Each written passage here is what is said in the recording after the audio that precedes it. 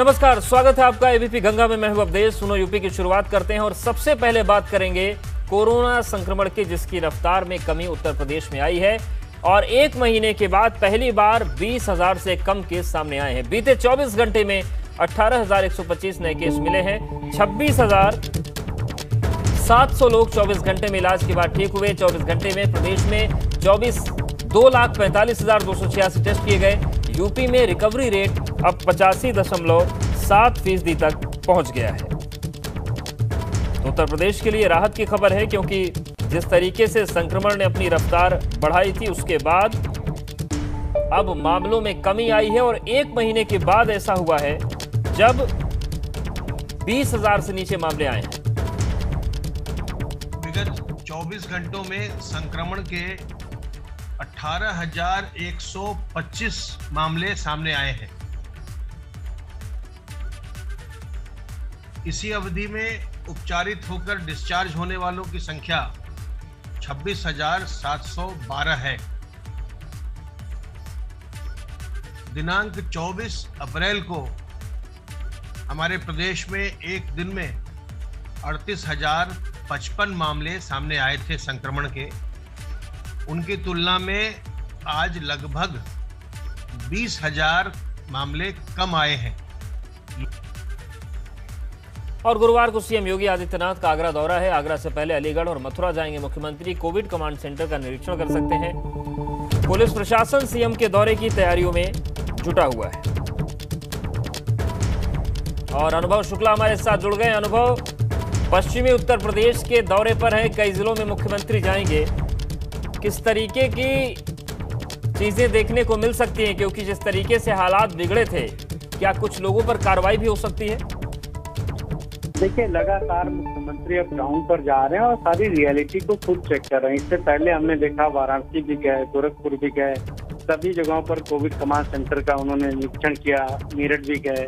तो तमाम जगहों पर जब वो जा रहे हैं तो इन सारी चीजों को देख रहे हैं कि किस तरीके से जिला प्रशासन काम कर रहा है। जो बातें मुख्यमंत्री तक पहुंचाई जाती हैं, क्या उस पर अमल हो भी रहा है या केवल वो कागजों में है। इसीलिए जितने भी 3 शहर जहाँ कल जाएंगे, वो आगरा भी है, उसमें अलीगढ़ भी है, मथुरा भी है, वहाँ जो कोविड कमांड सेंटर बनाए गए हैं, वहाँ वो निरीक्षण करेंगे और वहाँ के अधिकारियों के साथ साथ जो जनप्रतिनिधि हैं, उनके साथ भी बैठक करेंगे। ये जानने की कोशिश करेंगे कि कैसे इस सेकेंड वेव में कोरोना की संक्रमण की चेन तोड़ने के लिए काम हो रहा है और क्या तैयारी है अगर थर्ड वेव आती है तो। क्योंकि मुख्यमंत्री ने इसके लिए निर्देश भी जारी कर दिए हैं। इसीलिए उनका ये दौरा काफी महत्वपूर्ण। और अभी 2 दिन पहले उन्होंने अलीगढ़ के एएमयू के जो वीसी हैं, उनसे फोन पर भी बात की थी, क्योंकि लगातार एएमयू में कई सारे जो प्रोफेसर हैं, उनकी कोरोना से डेथ हुई, तो उसको लेकर उन्होंने बात भी की थी। कल जा भी रहे हैं, वहाँ भी वो जाएंगे। और मुख्यमंत्री की यही कोशिश है कि खुद ग्राउंड पर उतर के रियलिटी को देखें, जहां कमी हो उसके लिए वो निर्देशित करते हैं। और देखिए, उसका एक सकारात्मक असर भी हमें देखने को मिला है। जिन जिन जगहों पर मुख्यमंत्री गए, वहां पर चाहे हम कहें तो चिकित्सीय सुविधाएं हैं, चाहे वो हॉस्पिटलाइजेशन है, बेड है, इनके अरेंजमेंट में अब चीजें कुछ न कुछ तेजी आई है, चीजें कुछ सुधरी हैं।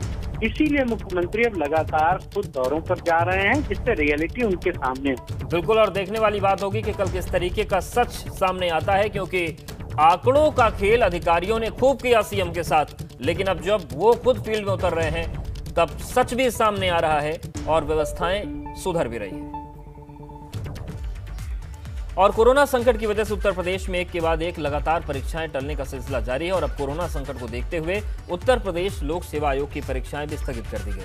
यूपीपीएससी 2021 की प्रारंभिक परीक्षाएं कोरोना संकट को देखते हुए टाल दी गई हैं।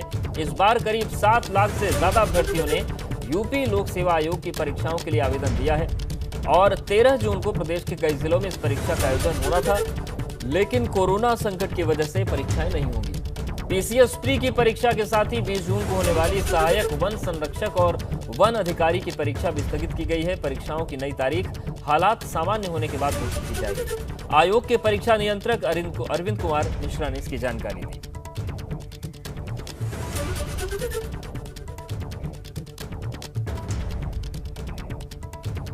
तो कोरोना के हालात को देखते हुए यूपीपीएससी की परीक्षा फिलहाल टाल दी गई है।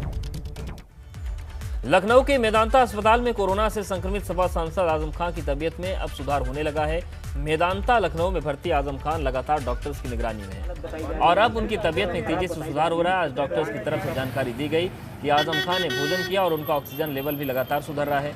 मेदांता अस्पताल लखनऊ के medical director doctor Rakesh Kapoor ने इस बात की जानकारी दी। आजम खान को कोविड निमोनिया की वजह से हाई ऑक्सीजन सपोर्ट पर रखा गया है। आजम खान साहब को सीतापुर जेल से 2 दिन पहले हमारे वहाँ ट्रांसफ़र किया गया है, तो वो और उनके पुत्र दोनों हमारे वहाँ आए थे। शुरू में हमने उनको कोविड वार्ड में रखा था, परंतु आजम खान साहब का थोड़ा ऑक्सीजन की डिमांड बढ़ गई थी, करीब 8 से 10 लीटर पे वो आ गए थे, तो इसलिए हमने उनको आईसीयू में रख के और गहन ऑब्जर्वेशन में रखा है। इस समय वैसे वो स्टेबल हैं, लेकिन कोरोना जैसा कि आप जानते हैं एवरी आवर चीज़ें बदलती रहती हैं, तो अभी गहन हमारी सीसीएम की टीम की निगरानी में है और होपफुली अभी स्टेबल हैं और ठीक होना चाहिए। और कोरोना संकट के बीच मुश्किल में फंसे मरीजों से अवैध वसूली के मामले लगातार सामने आ रहे हैं। बरेली में पुलिस ने एम्बुलेंस का मनमाना किराया वसूल करने के आरोप में एक एम्बुलेंस ड्राइवर, एम्बुलेंस के मालिक और एक आईसीयू टेक्नीशियन को गिरफ्तार किया है। तो इन सभी पर मरीज के परिजनों से मरीज को अस्पताल पहुंचाने के लिए 15,000 रुपये वसूलने का आरोप है। मरीज के परिजन ने जब इस बात की शिकायत पुलिस से की तो कार्रवाई करते हुए पुलिस ने तीनों को गिरफ्तार करके जेल भेज दिया है। श्री जैनेंद्र सिंह द्वारा थाना कोतवाली पर इस बाबत सूचना दी है कि जब वो अपने पिताजी को एक हॉस्पिटल से दूसरे हॉस्पिटल में शिफ्ट कर रहे थे तो एम्बुलेंस वालों ने जो जिलाधिकारी महोदय के द्वारा निर्धारित मूल्य है उससे अधिक जो 3,500 की बजाय 15,000 रुपये उनसे वसूल किया है। इस संबंध में उनकी सूचना पर थाना कोतवाली में 420 IPC व महामारी अधिनियम में 3 लोगों के विरुद्ध मुकदमा पंजीकृत किया गया है। और ग्रेटर नोएडा में दवाओं की कालाबाजारी के बाद अब प्लाज्मा की कालाबाजारी का मामला सामने आया। ग्रेटर नोएडा पुलिस ने आज एक अस्पताल के बाहर से प्लाज्मा बेचने वाले 2 लोगों को गिरफ्तार किया। स्वाट टीम को खबर मिली थी कि बीटा 2 थाना क्षेत्र में कुछ लोग 35 से 40 हजार रुपए में कोविड मरीज को प्लाज्मा बेचने जा रहे हैं, जिसके बाद कार्रवाई करते हुए स्वाट टीम ने 2 लोगों को गिरफ्तार किया, जिनके पास से प्लाज्मा का एक यूनिट, एक कार और मोबाइल बरामद किया गया है।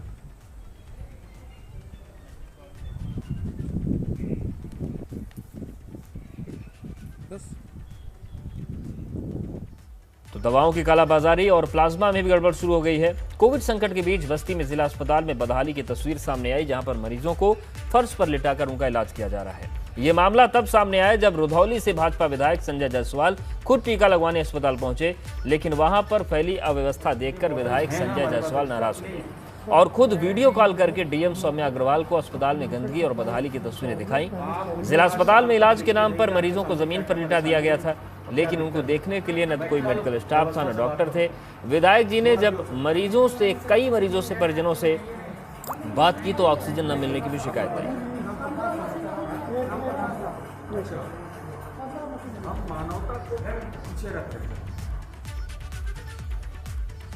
गाजीपुर में गंगा में शव बहाए जाने की खबरों के बाद अब उन्नाव से भी ऐसा मामला सामने आया है। उन्नाव के बक्सर घाट पर गंगा नदी में आज कई लाशें पड़ी मिलने से हड़कंप मच गया। तस्वीरों में नदी और किनारों पर पड़ी लाशों को साफ देखा जा सकता है। इतनी बड़ी संख्या में मानव शव मिलने से आसपास के इलाके में रहने वाले लोगों में हड़कंप मचा हुआ है, लेकिन अभी तक प्रशासन का कोई भी अधिकारी नहीं पहुंचा मौके पर जो ये बता सके कि आखिर इतनी बड़ी संख्या में ये जो लाशें हैं ये कहां से आ गई।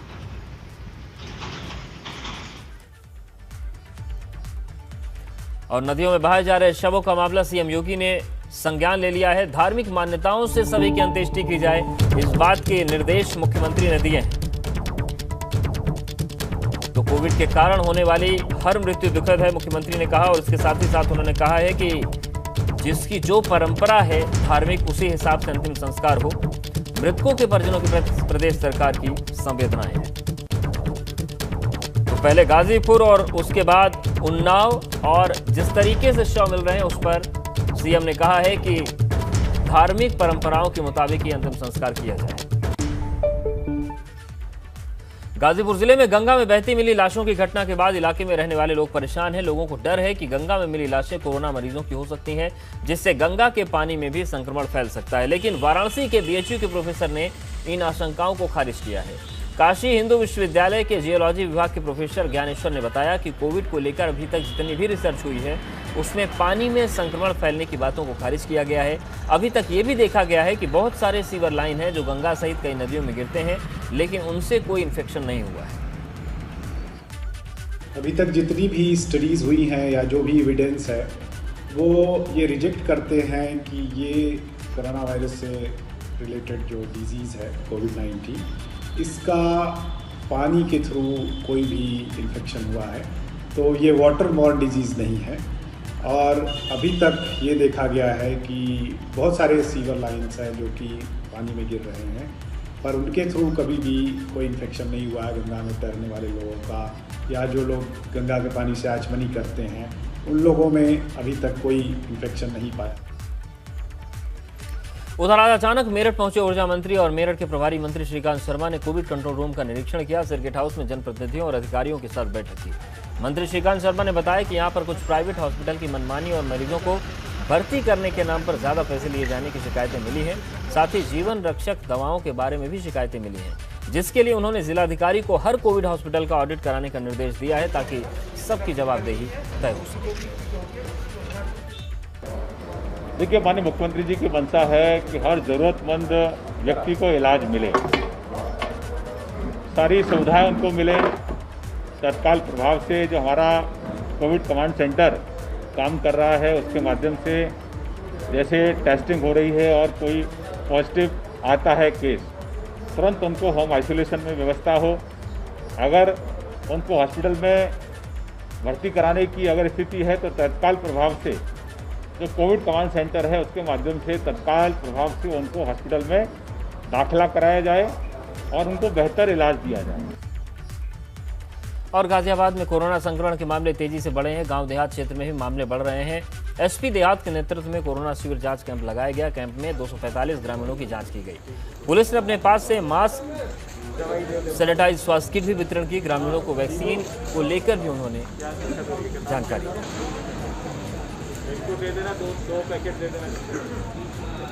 गाजियाबाद पुलिस की तरफ से आज एक स्वास्थ्य कैंप का आयोजन किया गया। इस कैंप का मुख्य उद्देश्य ये था कि ग्रामीण क्षेत्र में कोविड-19 के संक्रमण को लेकर जागरूकता पैदा की जाए। इस अवसर पर 2 गांवों में जो कि थाना भोजपुर के अंतर्गत में आते हैं, ग्राम भोजपुर और ग्राम फरीदनगर में, दोनों जगह पर कैंप लगाए गए, जिसमें मेडिकल टीम के द्वारा लगभग 245 लोगों का जांच की गई और जांच के उपरांत जिन लोगों को आवश्यकता थी उनको मेडिकल किट मुहैया कराई गई। इसके अलावा अन्य सभी लोगों को जो भी वहाँ पर आए थे मास्क और सैनिटाइजर्स भी वितरण किया गया।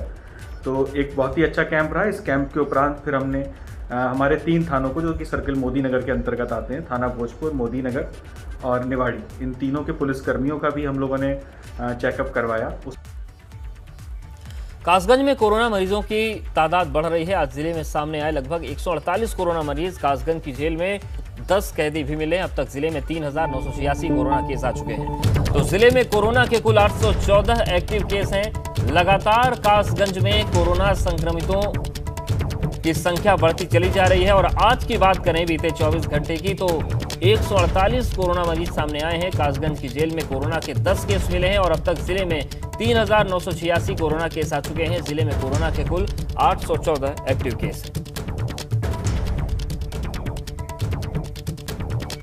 तो कासगंज में हालात बिगड़ते चले जा रहे हैं और ऐसा इसलिए क्योंकि बीते 24 घंटे में 148 कोरोना मरीज सामने आए हैं और कोरोना के जेल में भी, जो कासगंज में जेल है, उसमें कोरोना के 10 मामले मिले हैं। राकेश हमारे साथ जुड़ गए। राकेश, जिस तरीके से मामले बढ़ रहे हैं, इसको लेकर प्रशासन एक्टिव है या फिर अभी उस स्तर पर कार्रवाई नहीं हो रही है जैसी होनी चाहिए?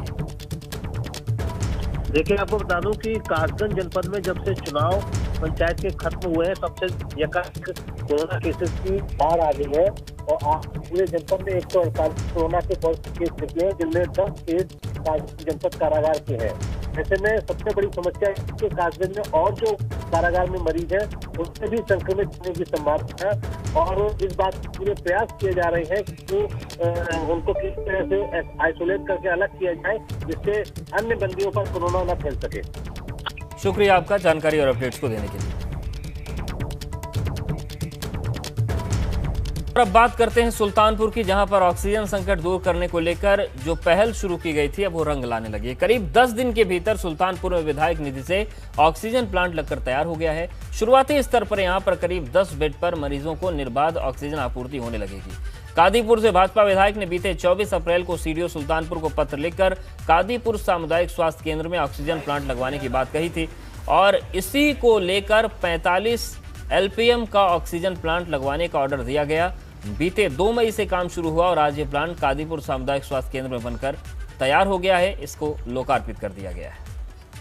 ये प्लांट माननीय विधायक जी कादीपुर के विधायक निधि से लगा है और ये जिस कंपनी ने अयोध्या में सप्लाई किया है उन्हीं से फिर टाई अप करके इस प्लांट को मंगाया गया है और काफ़ी रिकॉर्ड समय में हुआ है। जहाँ तक मुझे पता है ये विधायक निधि से पहला प्लांट लग पाया है पूरे प्रदेश में और इससे एक होगा कि क्षेत्रीय जनता को सिर्फ ऑक्सीजन के लिए जिनको बाहर जिला रेफर होना पड़ता है। देश में जहां ऑक्सीजन की किल्लत सामने आ रही, वहीं कुछ लोग ऑक्सीजन की किल्लत खत्म करने के लिए देवदूत बनकर सामने आ रहे हैं। ऐसी ही पहल देखने को मिल रही है। भाजपा के एक नेता ने निजी तौर पर श्रावस्ती के L2 हॉस्पिटल में ऑक्सीजन प्लांट लगाने का काम शुरू किया है, जिसका काम तेजी से चल रहा है। प्रधानमंत्री नरेंद्र मोदी के प्रमुख सचिव नृपेंद्र मिश्रा के बेटे और पूर्वांचल विकास बोर्ड के सलाहकार साकेत मिश्रा ने अपने निजी फंड से श्रावस्ती में ऑक्सीजन प्लांट का शुभारंभ किया है। यहाँ पर ऑक्सीजन प्लांट संबंधित सारे सामान पहुंच चुके हैं और प्लेटफॉर्म तैयार किया जा चुका है। जल्दी श्रावस्ती में ऑक्सीजन सप्लाई का काम शुरू हो जाएगा। हमारे जनपद में L2 जो CHC भंगा है, जहाँ पे हमारे कोविड के पेशेंट सीरियस पेशेंट्स एडमिट हैं, उनके लिए 10 से 15 बेड की कैपेसिटी का एक PSA प्लांट CSR के माध्यम से यहाँ पे उपलब्ध कराया गया है और हम उसको लगाने की प्रक्रिया कर रहे हैं। पाइपलाइन ऑलरेडी लग चुकी है, प्लेटफॉर्म बन चुका है, सारे टेक्नीशियंस आ गए हैं और हमें उम्मीद है कि बहुत जल्दी ये प्लांट शुरू होगा। नोएडा फेज 2 क्षेत्र में C15 स्थित एक्सपोर्ट कंपनी में भीषण आग लग गई। बताया जा रहा है कि आग शॉर्ट सर्किट के चलते लगी, जिसमें कंपनी की छत पर रखे कपड़े और गत्ते जलने लगे। आग लगने के बाद आसपास की बिल्डिंग खाली कराई गई। मौके पर पहुंची फायर ब्रिगेड की 3 गाड़ियों ने काफ़ी मशक्कत के बाद आग पर काबू पाया। इसमें किसी के हताहत होने की खबर नहीं है, लेकिन जब तक आग पर काबू पाया गया काफ़ी नुकसान हो चुका था।